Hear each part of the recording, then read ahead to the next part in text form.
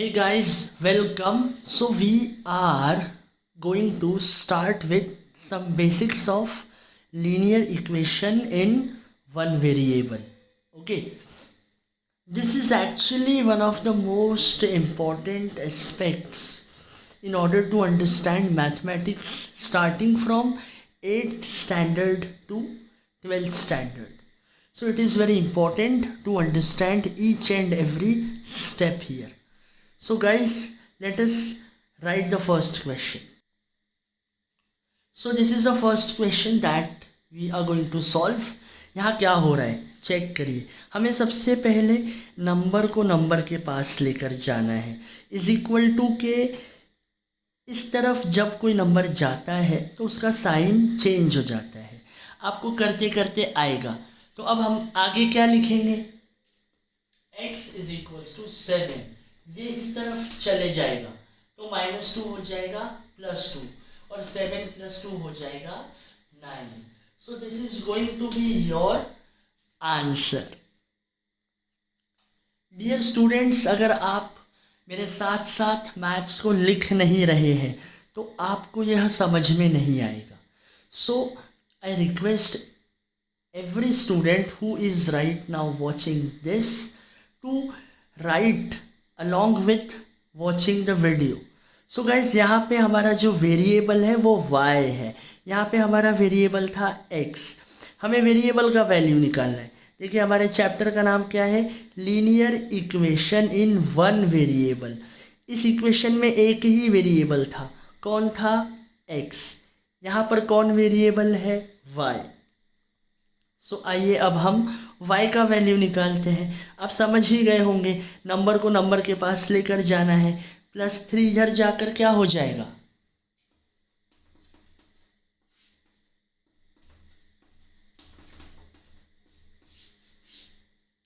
So dear students, ये बहुत ही छोटे छोटे प्रॉब्लम है पर कंसेप्ट बिल्डिंग यहीं से होगा. देखिए नेक्स्ट क्वेश्चन क्या है आपका, third question. 6 is equals to z + 2. आप समझ गए यहाँ वेरिएबल कौन है, z. तो z को यहीं पर रहने दीजिए. 6 यहीं पर, ये इस तरफ आ जाएगा -2. यहाँ पर ध्यान देने की बात, देखो हम वेरिएबल को उसकी जगह से नहीं हटा रहे हैं. इक्वल टू के इस तरफ ये लेफ्ट हैंड है मेरा, इसलिए इसको हम लेफ्ट हैंड साइड बोलेंगे और इक्वल टू के इधर राइट हैंड साइड. तो हमने देखा कि जो वेरिएबल है जो z है वो राइट हैंड साइड पर है तो उसको हमने वहीं पर रखा है और हमने ये 2 को राइट हैंड साइड से लेफ्ट हैंड साइड में भेजा है. तो किसकी जगह चेंज हुई, 2 की जगह चेंज हुई. अच्छा 6 को हमने वहीं के वहीं रखा है तो 6 पहले आएगा, बाद में यह नंबर अपना साइन प्लस से माइनस करके इस तरफ चला जाएगा. और इसे आप ऐसा लिख सकते हैं और बाद में इसे ऐसा भी लिख सकते हैं. सो गाइस, इस तरीके से आपको वेरिएबल्स की वैल्यूज फाइंड आउट करनी है. चलिए, आई होप आपने ये सब लिखा है मेरे साथ. Let us move on to the question number 4. ये रहा क्वेश्चन नंबर 4. अब यहाँ पर भी हम चेक करेंगे. देखिए यह एक नंबर है, प्योर बेसिस पे नंबर है, यह वेरिएबल है, यह नंबर है. अगर हम नंबर को नंबर के पास ले जा सकते हैं तो पहले वही करेंगे. तो हम 3/7 को इस तरफ लेकर चले जाएंगे तो ये ऐसा दिखेगा.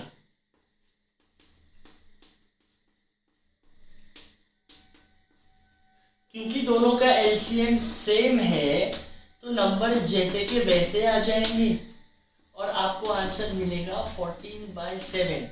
क्या यह दोनों कटते हैं, आप कहेंगे हाँ. 7 1s are 7, 7 2s are 14. तो हमारा आंसर आ जाएगा 2/1 विच इज नथिंग बट 2. लिखना है आपको, साथ साथ में लिखना भी है तो ही इस क्लास का असर होगा. ठीक है, चलिए नेक्स्ट क्वेश्चन पे आगे बढ़ते हैं. तो ये है आपका 5th क्वेश्चन, 6x = 12। गौर से देखिए यहाँ पर कितने टर्म है, एक ही टर्म है क्योंकि ये मल्टीप्लाई हो रहा है। 6x से क्या हो रहा है, मल्टीप्लाई हो रहा है। तो 6 12 के नीचे डिवाइड में चला जाएगा, कुछ इस प्रकार। ध्यान दीजिए, ऐसे ये कट सकते हैं तो काट दिए जाएंगे, 6 1 ज़ा 6 2 ज़ा, तो हमारा x का वैल्यू आ जाएगा 2। यहाँ कंफ्यूज नहीं होना है। मुझे बताइए अगर 6 + x = 12 होता तो क्या करते, हम नंबर को यहाँ लेके जाते और ये कुछ ऐसा दिखाई पड़ता हमको। तो ये दोनों चीज़ें अलग अलग हैं। यहाँ पर प्लस हो रहा है इसलिए उधर जाकर माइनस हो गया, यहाँ पर ना प्लस हो रहा है ना माइनस हो रहा है, यहाँ पर मल्टीप्लाई हो रहा है। तो जब भी कोई नंबर मल्टीप्लाई होता है तो वह डिवाइड में आ जाएगा, फिर हम इसे काट के वैल्यू निकाल सकते हैं। तो ये इस प्रकार सॉल्व होगा। ओके, आई होप आप लिख रहे हैं मेरे साथ। चलिए क्वेश्चन नंबर 6 गाइस, अब हम देख रहे हैं यहाँ पर जो 5 है वो t से क्या हो रहा है, डिवाइड हो रहा है। और हम जब भी इस प्रकार की प्रॉब्लम सॉल्व करेंगे तो हमें वेरिएबल को एक तरफ अकेला छोड़ के उसको खाली करना है। जैसे यहाँ वेरिएबल कौन है, t, तो t के साथ जितने भी नंबर चिपके हुए हैं उसको इस साइड ला लो। अब 5 है, जैसे यहाँ पर 5 क्या हो रहा है, तो हमने देखा 5 तो यहाँ डिवाइड हो रहा है t से, तो उसको उधर लेकर जाएंगे तो वो मल्टीप्लाई हो जाएगा इस प्रकार। और फाइनल आंसर आ जाएगा 50। सिंपल। और इसी प्रकार अगर अब हम 7th क्वेश्चन देखें तो देखिए 7th क्वेश्चन में आपको दोनों मिलेंगे। क्या मिलेगा, 2x/3 = 18। तो यहाँ पर x के साथ दो नंबर चिपके हुए हैं, एक 2 और एक 3। हमने देखा 2x के साथ मल्टीप्लाई हो रहा है और 3x के साथ डिवाइड हो रहा है। तो जो डिवाइड हो रहा है वो इधर जाके मल्टीप्लाई हो जाएगा और जो यहाँ मल्टीप्लाई हो रहा है वह इधर नीचे आ जाएगा। बहुत आसान है। तो हम लिखेंगे 18 × 3/2, यहाँ पर आएगा x। अच्छा, कुछ कट रहा है क्या, तो हमने देखा हाँ 2 18 को काट सकता है, तो जाएगा 2 1 सा 2, 2 9 सा 18। इसे कैसे लिखेंगे फिर, 9 × 3, सो x = 27। मुझे पूरी उम्मीद है कि आप मेरे साथ साथ लिख रहे हैं और आपको समझ में भी आ रहा है। अगर सही में समझ में आया होगा तो कमेंट कर देना। ओके, चलिए नेक्स्ट क्वेश्चन पे बढ़ते हैं, दैट इज क्वेश्चन नंबर 8।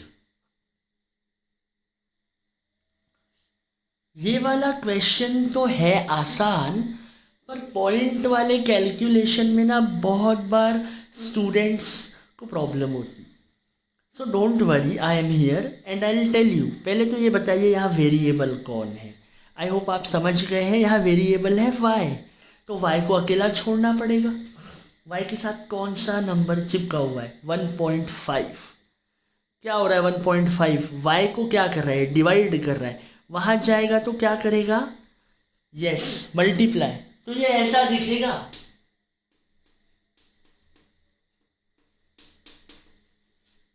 अब इन दोनों को मल्टीप्लाई कैसे करते हैं, ये वाले नंबर को ऊपर लिख लीजिए और ये वाले नंबर को नीचे लिख लीजिए।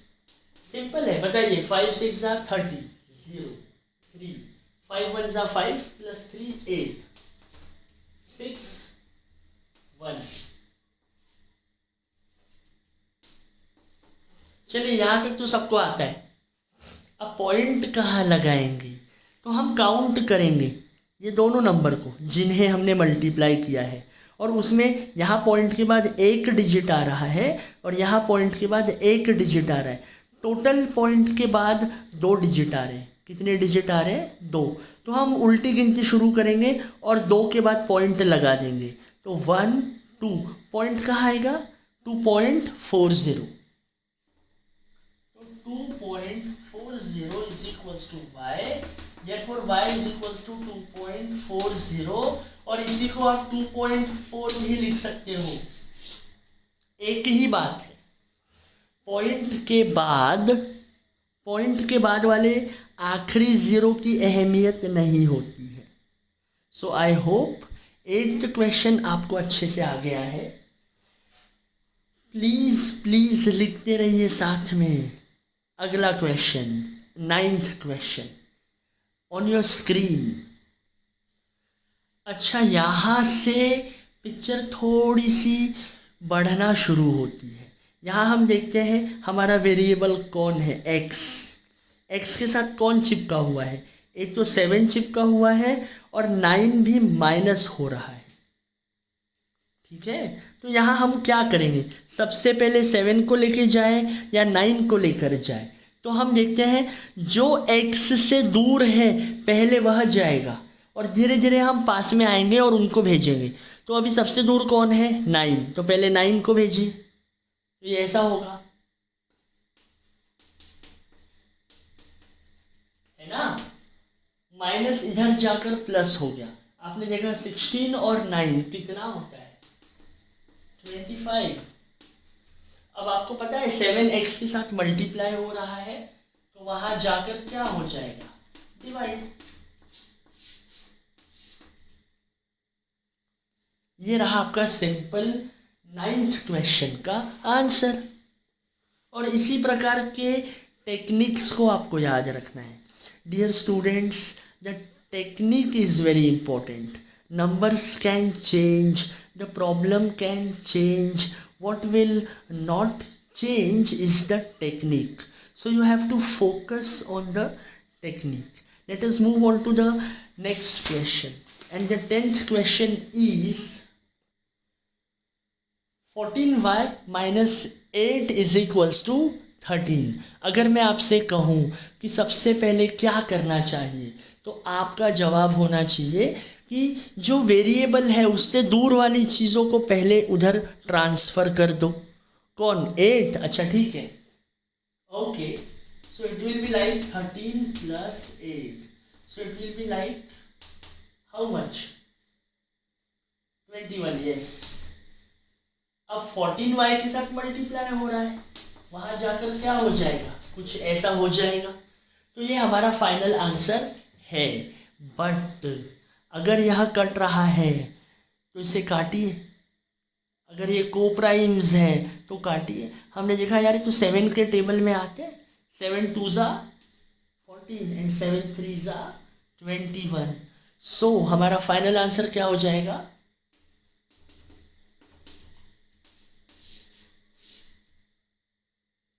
3/2। सो ये 10th क्वेश्चन और 9th क्वेश्चन थोड़े बहुत सिमिलर है, देखिए, बट दोनों में नंबर अलग अलग है। तो टेक्निक याद रखना है आपको, क्वेश्चन याद नहीं रखना है। टेक्निक याद रखिए ताकि कोई भी क्वेश्चन आए आप सॉल्व कर पाए। So guys let us move on to the next question. तो अब हम आज के आखिरी 2 क्वेश्चन सॉल्व करेंगे। This is 11th question and this is 12th question. बताइए 11th क्वेश्चन में सबसे पहले क्या किया जाए? तो ऑब्वियसली नंबर को नंबर के पास लेकर जाएंगे, दैट इज 17 यहाँ जाएगा तो क्या हो जाएगा? प्लस से देखिए 9 को हलाया नहीं है हमने, तो 9 पहले आएगा, अपनी जगह पर वो रहेगा। 17 उसके बाद जाकर, इसका कुछ भी साइन नहीं है यहाँ पर, मतलब प्लस साइन है, वहाँ जाकर माइनस। अब हमने देखा एक प्लस है और एक माइनस है, तो माइनस करेंगे तो डायरेक्ट 17 में से 9 गए 8। पर बड़ा नंबर कौन है दोनों में से? 17, इसलिए बड़े नंबर का साइन यहाँ पर आएगा। और आप देखेंगे p इज इक्वल्स टू -8/6। क्या यहाँ कट रहे हैं? यस, 2 से 2 3 ज़ा 2 4, तो हमारा p का जो वैल्यू आएगा वो 4/3 आएगा, और ये माइनस जैसा का वैसा।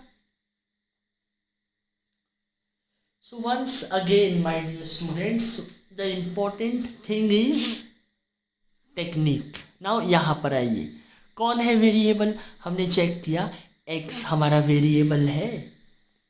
चलो ठीक है, और ये नंबर है और ये नंबर है। एक काम करते हैं ना, पहले नंबर को नंबर के पास ले आते हैं, बाद में सोचेंगे क्या हो रहा है।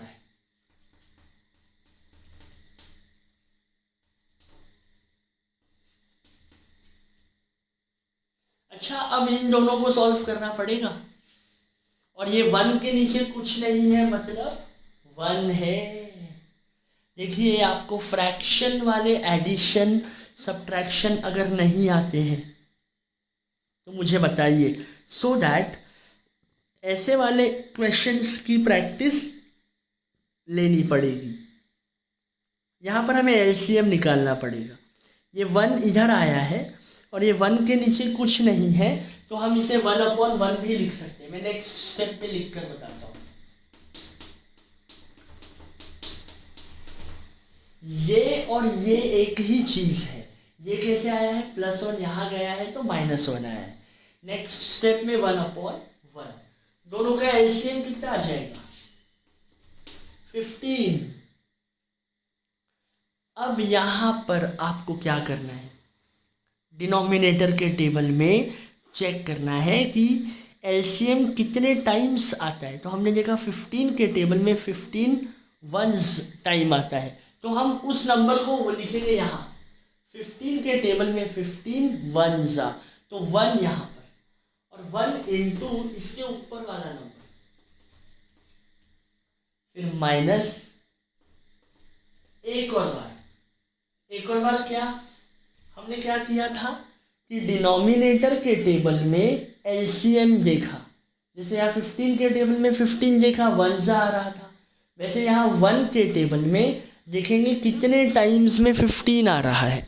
तो हम देखेंगे 1 के टेबल में 15 आता है 15 सा, ये आ जाएगा 15 इंटू इसके ऊपर वाला नंबर 1, यहाँ x/3, और फिर यहाँ पर भी x/3, और यह आपका क्या हो जाएगा? 1 इंटू 7, 7 माइनस 15/15। और अब इसे सॉल्व करने के लिए हमें पहले न्यूमरेटर का वैल्यू निकालना पड़ेगा। क्या आएगा न्यूमरेटर का वैल्यू?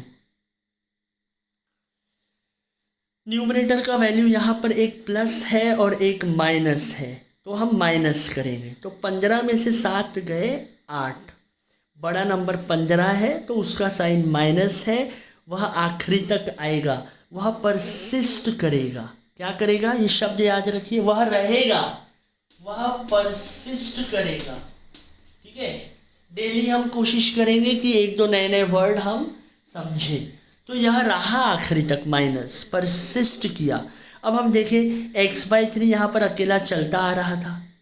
अब हमने देखा यार 3 जो है ये x से क्या कर रहा है? डिवाइड कर रहा है। यहाँ आकर क्या हो जाएगा? यस, ऊपर चला जाएगा, तो ये ऐसा दिखेगा, -8 इंटू 3/15। क्या यह 3 और 15 कटेगा? कटेगा तो काट दीजिए, 1 सा। सो फाइनल हमारा आंसर आएगा -8/5। So guys, this was our few questions जो हमने एक बेसिक्स के तौर पे देखे। कोशिश करते हैं और आगे मैं ऐसे वीडियोस बनाऊं और आप लोगों की हेल्प कर पाऊं। टिल देन, टेक केयर, खुश रहिए और अच्छे से पढ़ाई करिए। नमस्कार।